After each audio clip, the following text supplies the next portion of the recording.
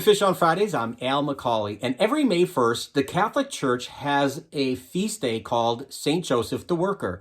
It's the second feast day that's attributed to St. Joseph in our liturgical calendar. Of course, his actual feast day is March 19th, and St. Joseph the Worker is just a month and a half later on May 1st. And it's interesting because I think we remember the dignity of work that we all have and we all experience, and we know that St. Joseph was a carpenter, and the belief is that he taught his son Jesus to be a worker in his own right. And so we hold him up in that regard. But what you may not realize is that apparently some people look at Joseph as not just a carpenter, but maybe also a real estate agent. Now, if you don't know what I'm talking about, there's a Catholic urban legend of sorts that says if you're trying to sell your home, you need to bury a statue of St. Joseph somewhere in your yard upside down. And apparently it's going to bring you some success. Now, I've talked to several people about this, and many people who have actually done this, and they swear by it. And they say they couldn't sell their home until they buried the statue of St. Joseph, and voila, everything worked out. So I wanted to look into this a little bit because it seemed a little bit, quirky to me. What I found out was that the origins of this go all the way back to the 1500s to a saint named Saint Teresa of Avila. Now, Saint Teresa of Avila, I've done an episode on her before, but she was basically this renegade, and I mean this in the best way possible, a renegade nun. She wanted to start her own order, a reformed order called the Order of Carmelites Descalced in the 16th century. And she wanted to get back to the basics of austerity, of prayer. And so what she did was she wanted to start her own convent, and she could not find the land on which to build this convent. And so she asked her sisters, the nuns, to start praying. And what they did was they prayed to St. Joseph because he is looked at as one of the chief saints in heaven. And apparently some of these nuns prayed and took the medals that they were praying with, medals of St. Joseph, and they buried them in the land that they wanted to get for the convent. And apparently everything came through, worked out, and all the red tape and everything else, and they got the land. That's the story. I think it's apocryphal, meaning I'm not sure if it's historically true, but that's the earliest recognized connection I could make to this St. Joseph thing of burying a statue of St. Joseph.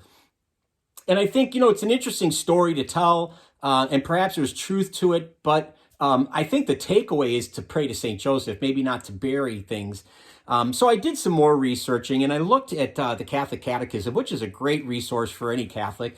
And in particular, paragraph number 2111 talks about and warns against Catholics using superstitious means. Things like the idea of taking a statue and burying it in the ground would be superstitious insofar as you would be attributing some kind of cause and effect from a statue, as if that has power. It's a talisman of sorts.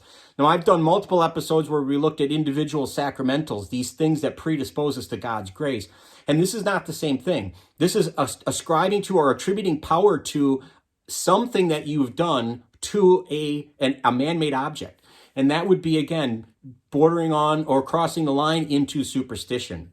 Perhaps the best thing to do if you're looking to buy or sell a house, perhaps the best thing to do is to find an image of Joseph, be it a statue, an icon, a medal, and to put it in a place of prominence in your home. So it'll remind you to pray for his intercession. It's interesting when you think about Joseph and his connection to the home, how many times he had to abandon his own home and then start another home. If you think about this, he leaves Nazareth in the north to go to Bethlehem to be counted in the census, and he has to make a home for Jesus, who was just born on the trip. And then he gets word, in a dream, Herod's trying to kill your son. You might want to hightail it out of there. And so he moves to Egypt. He has to start again, have another home. After a few years there, when he gets another message in a dream that the coast is clear, he heads back north into Israel, back into Nazareth, and he creates a home again. So the idea that Joseph the worker was able to establish a home wherever he went, that's a wonderful gift, and it's something that we should all look to. How do I establish the home where I'm at? Hopefully I'm doing it by living out the gospel within my family, within the domestic church. It's not something I'm going to get some kind of secret power because I buried a statue of a saint. That's just not going to do it. So I looked and looked and tried to find if the church has any hard, fast rules against this practice. And I couldn't find anything that says it doesn't. But I would suggest strongly that if you have to sell a house or buy a house, please put Joseph in a place of honor and respect. Don't bury him in the ground somewhere. Pray for the intercession of Joseph that might be achieved, that you might be able to sell or buy the house that you're looking for, and trust that God's grace will work through those prayers.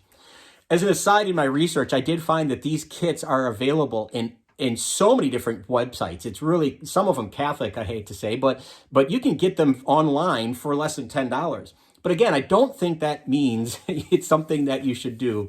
Even if you're having a hard time with the whole house selling or house buying kind of thing, just keep giving it time and pray that it will be in God's time that it'll happen. So keep Joseph upright, keep him on a shelf where you can see him, or on your wall where you can prominently pray with him for your house, but don't bury him. That's just my 2 cents there. So anyway, thanks for watching. I hope this has been helpful. If you want to share this content with anybody you know who's in the real estate industry, perhaps you'd like to do that, that's fine. But we'd love it if you would subscribe to our YouTube channel, follow us on Facebook.